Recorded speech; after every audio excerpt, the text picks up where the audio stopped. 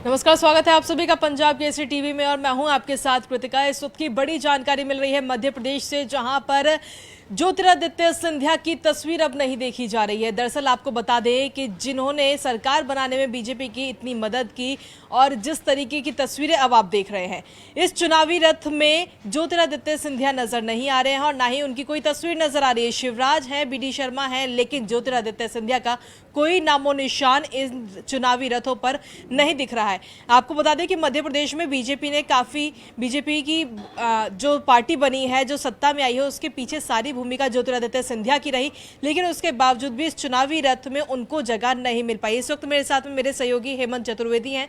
हेमंत जी, जिस तरीके से इतना सहयोग किया बीजेपी का ज्योतिरादित्य सिंधिया और उनकी टीम ने, लेकिन उसके बाद भी चुनावी रथ में उनको जगह नहीं दी गई, क्या कहेंगे इसको लेकर? पहले तो हम यहाँ साफ कर दें कि सहयोग नहीं किया, बल्कि सरकार बनवाई सिंधिया ने। पूरा ज्योतिरादित्य सिंधिया की वजह से ही कमलनाथ की सरकार गई है और शिवराज सरकार वापस यहाँ पर अपने प्रभाव में आई है। बीजेपी की सरकार प्रभाव में आई थी, लेकिन अब हम जो तस्वीरें हम इस समय देख रहे हैं कि बीजेपी के पोस्टरों से, और जो खासकर जो पोस्टर साधारण पोस्टर नहीं है, ये चुनावी रथ है। ये चुनावी रथ एक संदेश होता है कि अब कौन किसको किस तरीके से पार्टी प्रोजेक्ट करने जा रही है, किस पर कितना भरोसा है और किस तरीके से अपनी आगे की रणनीति यहाँ जाहिर करेगी वो। लेकिन इन पोस्टरों में से शायद जो आने वाले समय में हर विधानसभा में घूमेंगे, इसी से सरकार की जो बीजेपी का जो विजन है वह जनता के सामने पेश किया जाएगा, उसके मुख्य मुद्दे जनता के सामने लिए जाएंगे। उसमें ही ज्योतिरादित्य सिंधिया का फोटो ना होना किस बात की तरफ इशारा कर रहा है कृतिका? यहाँ मुद्दा इस बात का आ जाता है कि आखिर वो कौन से कारण है कि ज्योतिरादित्य सिंधिया को यहाँ एक संदेश देने की कोशिश की है बीजेपी ने। दरअसल हम देखने में लगातार यह आ रहा है कि जब से ज्योतिरादित्य सिंधिया ने सत्ता पलट करवाया है, दल बदल के बाद एक बड़े स्तर पर उन्होंने मध्य प्रदेश की जो राजनीति है उसमें परिवर्तन लेकर आए हैं, उसके बाद से कहीं ना कहीं बीजेपी में उनका जो एक तरीके से हम कह सकते हैं कि उनका जो रुतबा था, वह रुतबा बहुत लगातार रुतबा भी कह सकते हैं, उनकी ठसक भी कह सकते हैं, जो लगातार बढ़ती हुई जा रही थी। लगातार यहाँ पर ये साबित करने की कोशिश की जा रही थी कि अब शायद बीजेपी अब सिंधिया के कहीं ना कहीं के अब सिंधिया लीड करेंगे इस बीजेपी को।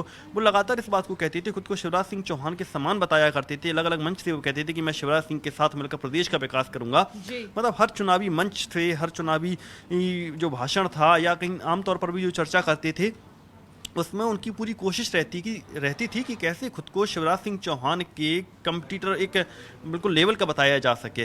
तो शायद बीजेपी जो शायद किसी को अपने सर पर बैठाना पसंद नहीं करती, ज्योतिरादित्य सिंधिया को लेकर भी वही कुछ इसी मूड में नजर आ रही है। और हम देख सकते हैं कि उन्होंने किस तरीके से अब ज्योतिरादित्य सिंधिया को एक साइड करने का उन्होंने प्लान किया है। यहाँ चुनावी रथ में ही अगर ज्योतिरादित्य सिंधिया अगर यहाँ नहीं दिख रहे हैं तो अंदाजा लगाया जा सकता है कि बीजेपी में अब कितनी सिंधिया की अहमियत क्या है और सिंधिया को किस तरीके से अब आगे ट्रीट करने का इरादा है।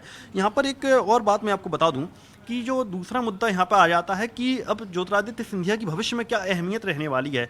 तो फिलहाल हम बता दें कि सिंधिया मौजूदा वक्त में 18 जो उनके, वैसे कहने को तो कांग्रेस से 22 यहाँ पर विधायक आए थे उस समय ज्योतिरादित्य सिंधिया के साथ, लेकिन जो सिंधिया के कहने से जो लोग माने गए थे उस समय लगभग 18 चेहरे ऐसे थे जिन्होंने मात्र सिंधिया के कहने भर से कांग्रेस को छोड़ दिया था। तो 18 एक बहुत बड़ा रेशियो हो जाता है, अगर जो पूरी तरह ज्योतिरादित्य सिंधिया पर निर्भर था और शायद बीजेपी में जो मध्य प्रदेश का सत्ता पलट करने में उसने अहम भूमिका निभाई थी।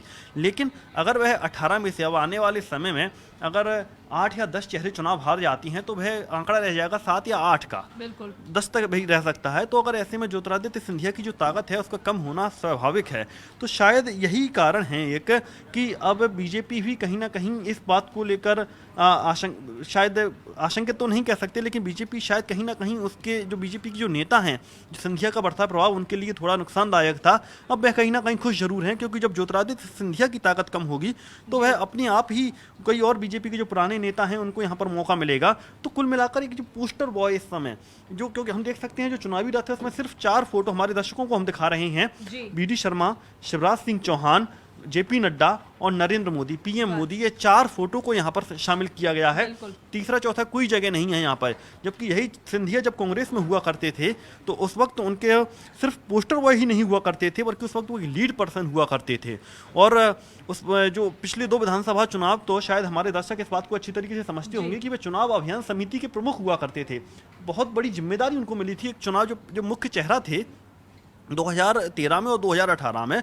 2013 में कांग्रेस बहुत अच्छा नहीं कर पाई थी, लेकिन उसके बावजूद 2018 में सिंधिया को प्रचार समिति का प्रमुख बनाया गया था, क्योंकि वो एक ऐसे फेस थे, शायद उनको लेकर कांग्रेस जनता के बीच जाती तो उसका फायदा उनको कांग्रेस को मिला था।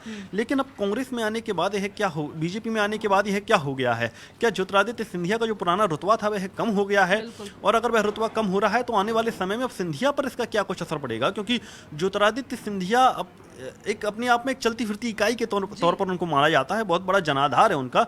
लेकिन अगर ये जनाधार, चूंकि अब तक कांग्रेस में था तो इस जनाधार का उनका सम्मान हुआ करता था, लेकिन बीजेपी में जाने के बाद इस तरह की स्थिति बन गई है, ये अपने आप में बहुत चौंकाने वाली है। हालांकि इस पूरे मामले में अब तक कोई ऑफिशियल वर्जन यहाँ सामने निकल कर नहीं आया है, पार्टी के नेताओं का क्या क्या कहना है, सिंधिया समर्थकों का क्या कहना है, लेकिन शायद आने वाले समय में यहाँ देखने को हमको मिल सकता है और एक बड़ा असर यहाँ पर पड़ सकता है। क्योंकि बीजेपी के, एक बात हम अपने दर्शकों को और बता दें कि बीजेपी के अंदर, बीजेपी के कई नेता, बड़े बड़े नेता इस बात को मान के बैठ चुके हैं कि हम जो 28 सीटों पर चुनाव होने जा रहे हैं, इसमें हमारा जो मोटिव है, जो कम से कम उन्होंने लक्ष्य निर्धारित किया है, वह 10 से 12 सीटें उनको जीतने का। अगर वह 10 सीटें भी जीती है तो एक कंफर्ट जोन में चली जाएगी।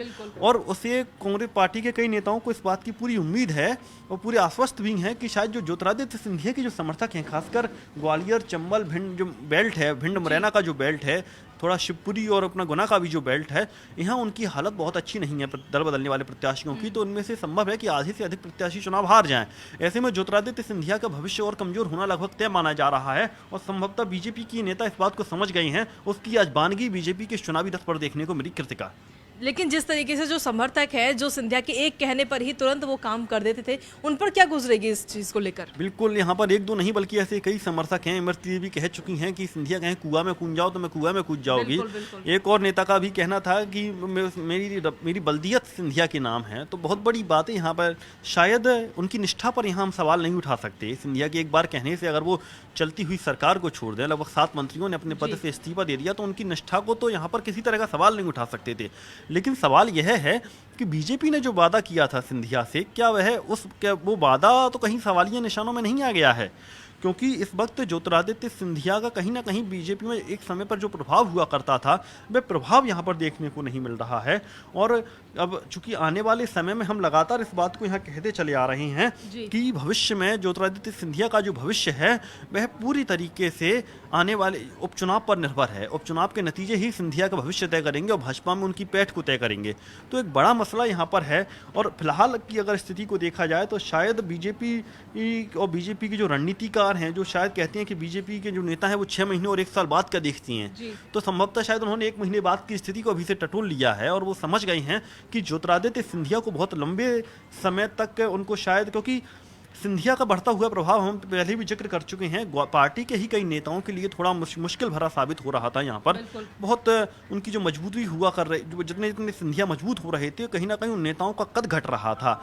तो हम इस बात को देख सकते हैं यहाँ पर कि अब जैसे जैसे सिंधिया का कद अगर छोटा होता है बीजेपी में, तो नेताओं के लिए और बीजेपी के शायद उनका नाम लेना यहाँ पर ठीक नहीं रहेगा। बहुत बड़े स्तर के नेता हैं, लेकिन लोग समझ सकते हैं ग्वालियर चंबल का जो अंचल था, वहाँ उधर के जो बीजेपी के जो नेता हैं, बहुत मजबूत नेता थे वो, उनको यहाँ पर शायद वो घी के दिए जला रहे होंगे इस वक्त वो, कि अगर सिंधिया का प्रभाव इस तरीके से कम होता है और कहीं ना कहीं उनको फिर वापस एक राजनीति में कमबैक करने का मौका मिलता है। तो लेकिन जिस तरीके से 28 सीटों पर उपचुनाव है, लेकिन उस जो तमाम चीज़ें अब देखने को मिल रही हैं कि पोस्टर बॉय में नज़र नहीं आ रहा है ज्योतिरादित्य सिंधिया, इसका असर वोटर्स पर क्या जाएगा? वोटर्स पर यहाँ पर व्यक्तिगत तौर पर जो अभी हमारे सर्वे जा रहे हैं, पंजाब केसरी खुद जगह जगह जाकर सर्वे कर रहा है, तो एक बात निकल कर सामने आ रही है। और वह बात यह है कि ज्योतिरादित्य सिंधिया अगर की जो छवि है, भले ही वो इस पूरे चुनाव का केंद्र हैं, उनके समर्थक इस चुनाव का केंद्र हैं, लेकिन उनकी और उनके जो जानने वालों की जो छवि है वह बहुत अधिक पॉजिटिव नहीं है। वो अधिक जनता के बीच में उसको लेकर एक नकारात्मकता का माहौल है और उस छवि को यहाँ पर शायद भाजपा के लिए थोड़ी बहुत नुकसानदायक हो सकती है। संभवतः एक बहुत बड़ा कारण रह सकता है कि बीजेपी के चुनावी रथ में से उसको गायब किया गया है।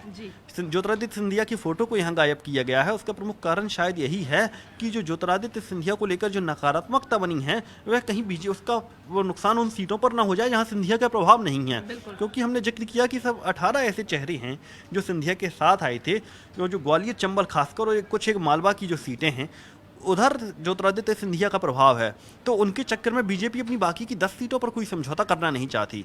और बीजेपी की जो मुख्य उम्मीद है वो 18 सीटें नहीं है, बाकी की जो बची हुई 10 सीटें हैं वहां पर उसे खुद को मजबूत साबित करना है, क्योंकि 18 सीटों में कई सीटों पर बीजेपी खुद को कमजोर पहले ही मान चुकी है। उसका वो शायद इस बात को स्वीकार कर चुकी है कि यहाँ से हम बहुत अच्छा कुछ गेन नहीं कर पाएंगे। अगर 18 सीटों में हम 20% या 30% भी जीत जाती हैं तो वह हमारे लिए बोनस है। उसका प्रमुख पॉइंट उन बिंदुओं पर, उन सीटों पर है जहां ज्योतिरादित्य सिंधिया का प्रभाव नहीं है, जहां एक कथित गद्दार शब्द यहाँ प्रचार में नहीं लिया जा रहा है। मुख्य बात अगर ये ले सकते हैं कि कांग्रेस ने अपना जो प्रचार का एजेंडा बनाया है, गद्दार शब्द को यहाँ पर मुख्य तौर पर जिसको लेकर आगे चल रही है, उसको अपने प्रमुखता से जगह नहीं दे पा रही। उन सीटों पर कांग्रेस जाना चाहती है और बहुत बेहतरीन तरीके से शायद वो अपना प्रचार कर रही है, ज्योतिरादित्य सिंधिया को टारगेट कर रही है, सिंधिया समर्थकों को टारगेट कर रही है। तो बीजेपी ने शायद उसी जो कांग्रेस की जो हमला है उसका काट यहाँ पर खोजा है और सिंधिया को एक साइड किया है उन्होंने। चलिए, बहुत बहुत धन्यवाद हेमंत जी। तो जिस तरीके से तमाम कोशिशें कांग्रेस की तरफ से की जा रही है कि जो 28 सीटों पर उपचुनाव है उनमें किसी भी तरीके से जीत हासिल की जाए, लेकिन उसके बाद में अब जो ये तस्वीर निकल के आई है कि चुनावों के दौरान जो चुनावी रथ है उसमें जगह ही नहीं दी गई ज्योतिरादित्य सिंधिया को। ऐसे में देखना होगा कि इसको लेकर ज्योतिरादित्य के जो समर्थक हैं उन पर क्या गुजरेगी या उनका कोई बयान कोई सामने आता है, ये भी देखने वाली बात होगी। फिलहाल इंतजार है इन 28 सीटों पर उपचुनाव का क्या कुछ नतीजा रहता है, क्योंकि यही नतीजे डिसाइड करेंगे ज्योतिरादित्य सिंधिया का क्या कुछ फ्यूचर रहने वाला है। तमाम अपडेट्स और खबरों के लिए आप लगातार बने रहिए पंजाब केसरी टीवी के साथ। नमस्कार।